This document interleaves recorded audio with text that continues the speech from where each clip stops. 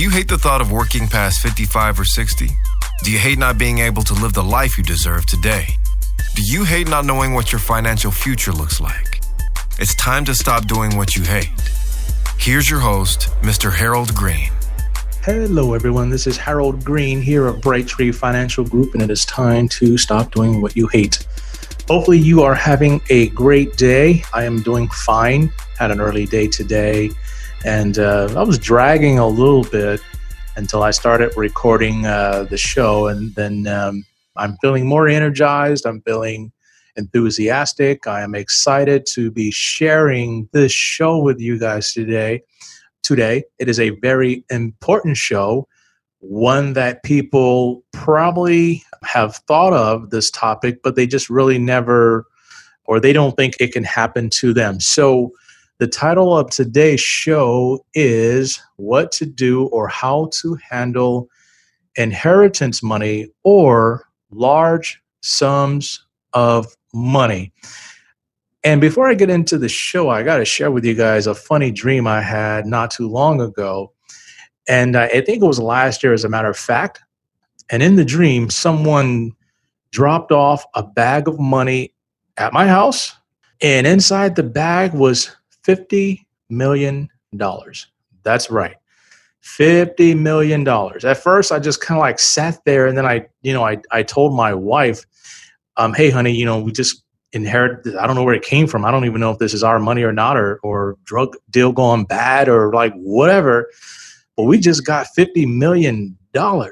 And so her first reaction was to, I think it was like to, kind of disguise the bag and then drive around with it wherever we went. So, and have somebody watching the bag. Or I thought about like digging a hole and then putting the money in the hole and hiding it, and not telling anybody. I was super, I guess, I don't know the word, but I was very nervous when, people came to the house to do stuff. And it was just a really weird dream that I had.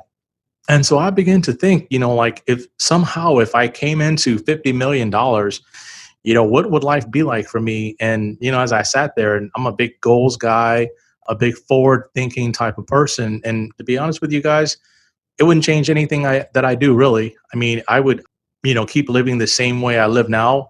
I probably wouldn't buy a bigger place. I'd keep my condo. I might do some upgrades in it. I may, change out my vehicle to get something that I, would love. But outside of that, my other goals are still in place. My giving goals, the goals that I have in regards to helping the community and then setting up different charities and things like that. Maybe paying for some education for family members and things of that nature. Definitely wouldn't go off paying off everyone's house and having a huge party. As a matter of fact, nobody would probably even know. I wouldn't go upgrade my wardrobe. I would keep wearing the same clothes like I always do. I don't think anything would be different for me because I live my life in such a way that humongous success could happen to me at a moment's notice. And so I want to talk to you guys a little bit about how to handle wealth that's just dropped in your lap. Maybe it's an inheritance. Maybe it's a lottery ticket or something like that. Maybe a business that just took off and became successful automatically. Or you work with me and then I turn your retirement or your assets and I double them in 3 or 4 years based on what we do. I'm not saying I'm going to do that, but I just want to talk to you a little bit. And one of the things is I love interesting stats. I love funny stuff. And one of the things I always think about is lottery. I watch that show HGTV, My Lottery Dream Home. Those kind of things are very interesting. And so I'm just going to read something to you guys by this guy, Ryan Hart. I haven't validated this information or corroborated it with any other fact or source, but I want to talk to you guys so let's say, what if this is true? And it goes into what percentage of lottery winners go bankrupt. So the National Endowment for Financial Education denies that 70% of lottery winners end up bankrupt within 5 years after receiving a large financial windfall. And they said that's incorrect by, I think Time, Fortune magazine, and many others. So lottery winners are more likely to declare bankruptcy within 3 to 5 years than the average American. That's fast. Nearly 1/3 of lottery winners eventually declare bankruptcy. And that's a crazy stat. Here's some more. 55% of those who play lottery games at least once a month have incomes of $55,000 or more. 44% of lottery players nationwide have incomes of $55,000. 20% of lottery players account for 71% of the income. And Americans spend an average of $206 a year on lottery tickets. That is not a lot, but it all adds up. Now, it goes into talking about half of Americans say they have bought a state lottery ticket within the last year, 60 to 80% of adults over 80. But here's a big one for me. I think it was 64% of lottery winners are over the age of 50. So although a lot of young people do buy lottery tickets, the majority of the winners, 64%, somehow are over the age of 50. And, my stepdad, Pop Sam, loves playing the lottery. I told him, I said, if you ever hit the lottery big, you better make sure you give me a call. And it's just like going out to Vegas and making a lot of money. However, if that happens to you, I just wanted to share with you guys real quick some tips that are going to save your life. And here's another thing. If you have this kind of planning in place already, then you are actually setting the stage to becoming much more successful because, again, as you begin to think and as you begin to play things forward, you have the makings of success in place. You have the blueprint, you have the groundwork laid. And so therefore, I think your chances are going to be a little bit better of becoming successful. So it kind of depends on how much money you're going to inherit. Okay, it depends on how much money you're going to inherit. So let's say you get a check for $100,000 from an auntie or an uncle that passed away, or you're on the title to the house and they sell it and split it 2 or 3 ways, and your chunk is about $100,000. Depending on your situation, if you already have set aside money for retirement, if you already have an investment account or things of that nature, there's not a lot you have to do with that. So I would say maybe spend $3,000 or $4,000, take yourself a nice vacation, but do me a favor, take the rest and throw it in your investment account. And don't pay down debt or anything like that. And here's where I'm going with this. A lot of times when people get lump sums of money, the first thing they want to do is either spend it or pay off debt or give it away. And it goes back into talking about how these people who played the lottery and became successful ended up losing their money within 3 to 5 years. I mean, that's a lot of money. Look at some of these NFL players, how they end up going broke. I mean, you guys heard the story of these NBA players, how they end up going broke. Like, how did you spend through 30, 40, $50 million? Well, a lot of times they were popping bottles, or at the club, or buying this person a house, or they had this huge entourage, or they want to give back to their community. They want to help their boys, and all the people that were there for them. And so I hear a lot of this stuff, but the truth is they didn't have good fiduciary advisors who would stop them from getting in their own way. And then sometimes even if they did, they would just override these guys and just do whatever they want because it's their money. And that's one of the things I always tell my clients. I said, you know what? I don't care how much money you have. Number one, it's your money. It's not mine. But number two, you hired me. You sought me out. You wanted me to put together a plan for you. And so sometimes it can get a little sticky. I don't want to step on anybody's toes. But at the same time, as I was sharing with a client the other day, shout out to Mitch Noguchi if you're out there listening. Mitch emailed me what his game plan was for, certain funds and things like that. And, I quickly shot back, this is what the plan is. I'm not trying to sound mean or anything like that. Life happens, but you got to stick to the plan. And Mitch takes everything in stride. And so he texted back, hey, thanks. I appreciate that. That's why we have you on our team. Sometimes we come up with our own ideas, but we'll always kind of defer to your plan. And so I was very thankful and happy about that. So again, it's the client's money. I'm never going to tell them what to do with it.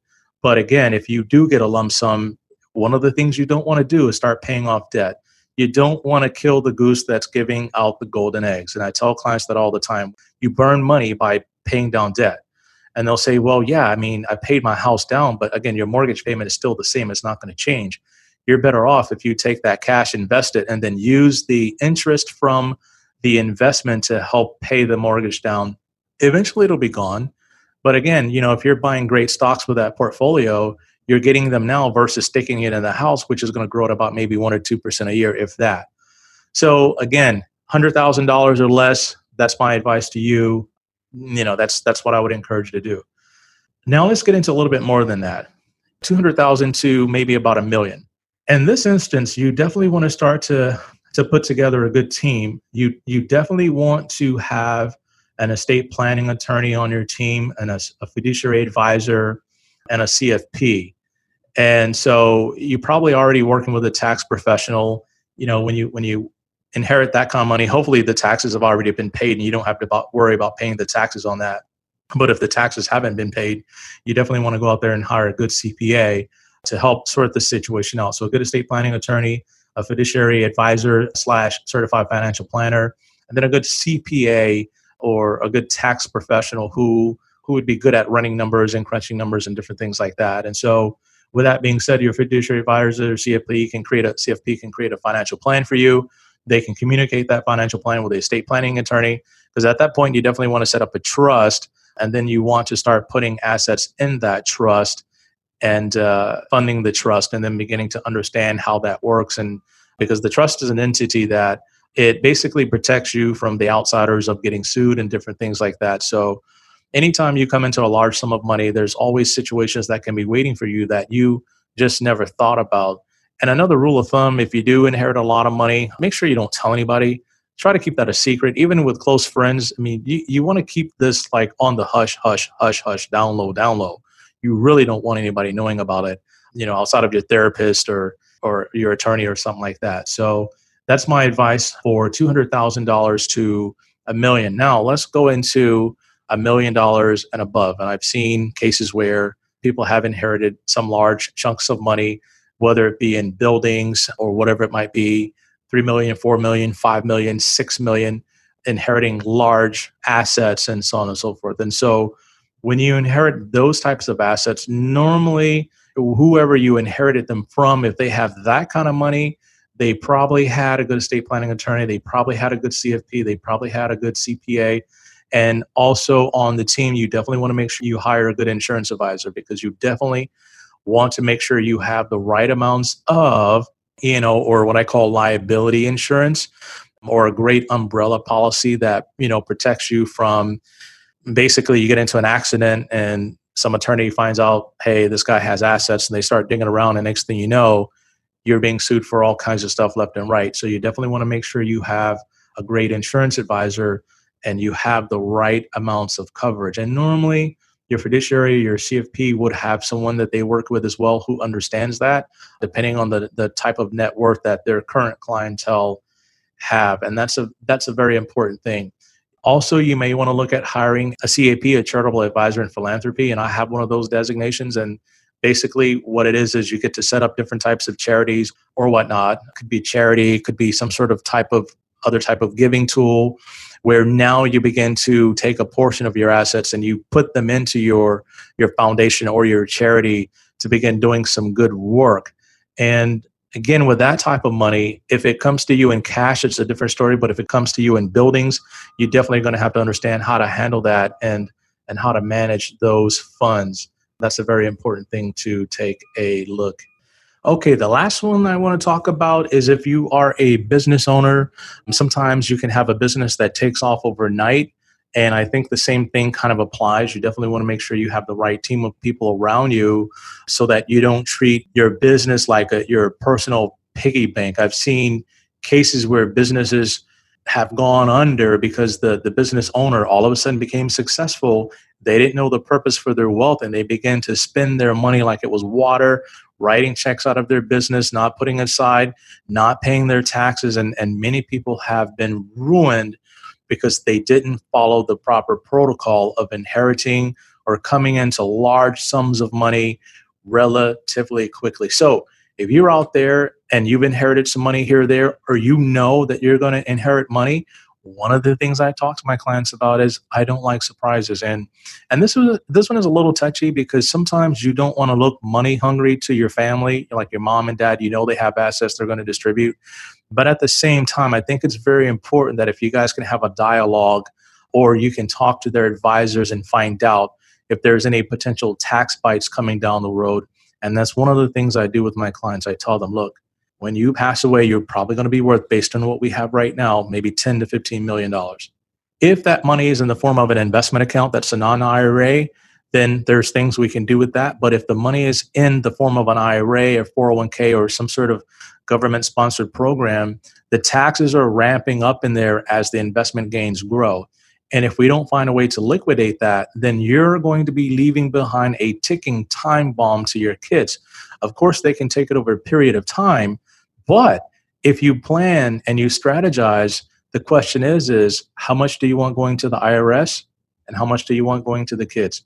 Every time they say, I want 100% going to my kids and I want 0% going to the IRS. Well, you're going to have a great estate planning program put together along with the appropriate amounts of life insurance policies that get passed on tax-free so that the kids can use the life insurance proceeds to pay the taxes and clean up the IRAs and different things like that. And so that's a conversation I have with my wealthier clients that are going to be worth a lot when they pass away. And that's making sure you have the right plan in place. So again, if you inherit $100,000 or less, not a lot of fanfare with that. Take a nice trip, put the rest in an investment account. You inherit $200,000 to $1 million, you want to start to get the right people on the team, the estate planning attorney, the fiduciary, CFP, CPA. Anything above that, you want to start to add in the insurance advisor, chartered advisor in philanthropy, or a team of professionals who handle large charities and organizations to begin distributing your wealth to the community. And you want to do good, okay? Anytime you inherit money, you want to make sure you do good and you don't do harm. There's a lot of people with billions and billions of dollars out there that are doing more harm than good with their resources. And I just wanted to bring a different kind of conversation to you guys today with, starting off with my crazy dream about inheriting or somebody dropping off a bag of money with 50 million. That would be great. But again, never count yourself out. You definitely want to start to lay the groundwork and the foundation for becoming successful. And if you haven't done any of that yet, and you do have a large sum of funds or you're going to inherit a large sum of funds, you definitely want to get in contact with me. Go to my website, retirenowretirewild.com. Download the Rapid Retire brochure. Take a look at that. Fill out the Game Changer form, submit that, and I'll be in touch with you to help you get from where you are today to where you want to be. And if you're doing something you hate, to help you stop doing what you hate.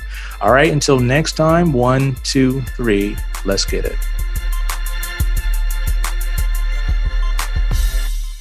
This is thepodcastfactory.com.